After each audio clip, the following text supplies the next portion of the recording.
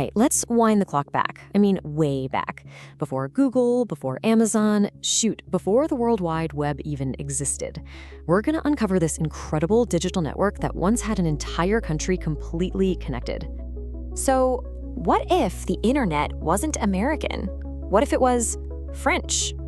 Imagine a totally different digital history. One where the online world wasn't cooked up in some military lab, but was instead this big, centrally planned public utility.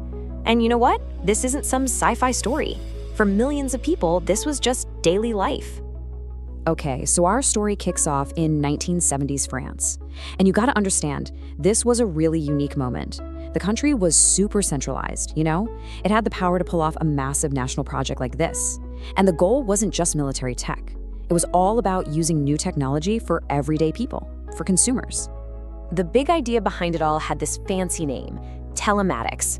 Back in 1977, the French president announced this wild vision to take the existing phone lines and turn them into this unified, super user-friendly, interactive network for the whole country. I mean, think about that. For the 70s, this was just unbelievably ambitious. So look, a grand vision is great and all, but how do you actually get it into people's homes, right? It's that classic chicken and egg problem. You can't get users without services, and you can't get services without users. Well, France solved it with a move that was, frankly, an absolute stroke of genius. And boy, did they move fast. The idea gets announced in 77. A year later, in 78, they've got prototypes. By 1980, they're already running a public trial. And just 2 years after that, in 1982, the Minitel terminal is ready to go out to the entire nation. The momentum was just unstoppable. Okay, so here's the secret weapon. This is the brilliant part. The state-owned phone company made a truly revolutionary decision. They said, hey, are you a fun subscriber? You can have one of these Minitel terminals for free. Seriously, instead of a giant paper phone book, you got this neat little box. It was an offer nobody could refuse, and boom, it put the network into millions of homes practically overnight. And this little box was so cool. I mean, we're not talking about some high-powered PC here, not by a long shot. It was this simple all-in-one deal. You had a small screen, a little keyboard built right in, and a modem that just plugged straight into your phone jack. Yeah, the speeds, they were painfully slow by today's standards. But you have to remember, in the 1980s, this was literally the future, landing right in your living room. Okay, so now you've got millions of these things sitting in French homes. What did people actually do with them? Well, pretty much what we do online now, just decades earlier.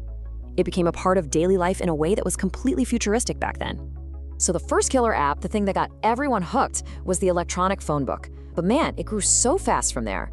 Suddenly you could check the weather forecast, keep an eye on the stock market, see what movies were playing.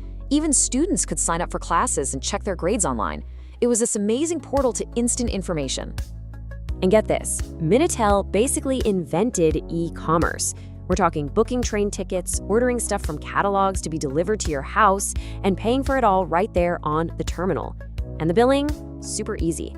You could use your credit card or, and this is a big one, just have the charges tacked onto your monthly phone bill. Yeah, that should sound very familiar. But it wasn't all just practical stuff, you know? People are people. We always want to connect. So Minitel had these interest circles, which were basically the great-grandparents of online forums. And then there were the infamous Messageries Rosés, the pink chat lines.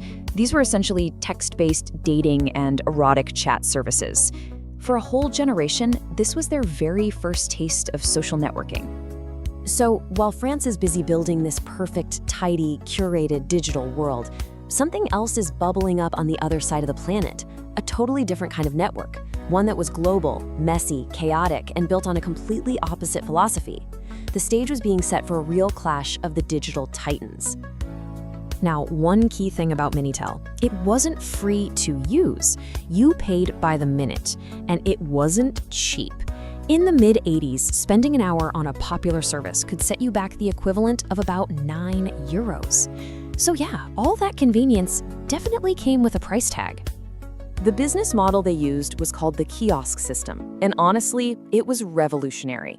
France Telecom, the phone company, handled all the billing. They'd take a cut, about a third of the money, and give the rest directly to the person providing the service. Think about it. They literally invented the App Store, creating this amazing ecosystem for developers decades before Apple ever did. So when you put them side by side, the difference couldn't be more stark. On one hand, you have Minitel. It's centralized, it's national, it's a secure, curated, walled garden where you pay by the minute. On the other hand, you have the internet. Decentralized, global, a chaotic Wild West that was moving towards a flat fee model. These were two completely opposite ideas of what our digital future should look like. And that's the real paradox, isn't it? That closed national model was Minitel's greatest strength and also its fatal flaw. The whole thing only worked because of a state-run phone monopoly, which just didn't exist in most other places. By the time they tried to export the idea as PC software, it was too late. It just couldn't compete with American services like CompuServe. It was this incredible French miracle that, turns out, you just couldn't replicate anywhere else. Now, you think the second the World Wide Web showed up, Minitel would just disappear overnight, right? But nope, you would be wrong. That little brown box was surprisingly stubborn. It held on for a long, long time. Its decline wasn't a sudden crash, it was this slow sunset that lasted for more than a decade. The numbers are actually kind of shocking. As late as 1999, that's deep into the internet age, there were still 9 million Minitel terminals being used. Fast forward another 10 years to 2009, and it's still logging 10 million connections every single month. In fact, when the phone company first tried to shut it down in the mid-2000s, people actually protested. They had to cancel the shutdown because of the public outcry. But of course, nothing lasts forever. And after an incredible 30-year run, the Minitel network was finally officially switched off. The date was June 30th, 2012.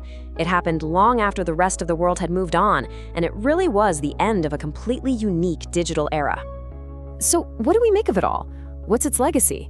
Well, Minitel proved something really important, long before anyone else. It proved you could get an entire nation online. It made access to information and e-commerce something for everybody. It was simple, it was accessible, and for a very long time, it just worked. It was a huge technological success, even if it turned out to be a beautiful dead end. And that leaves us with a really interesting question to chew on, doesn't it? The Minitel was this closed, curated, pretty secure system. And we traded all that for the wide open, chaotic, and frankly, often messy internet we have today, dominated by a few giants. Looking back, was Minitel's vision entirely wrong? Or was there something really valuable in that idea that maybe, just maybe, we've lost along the way?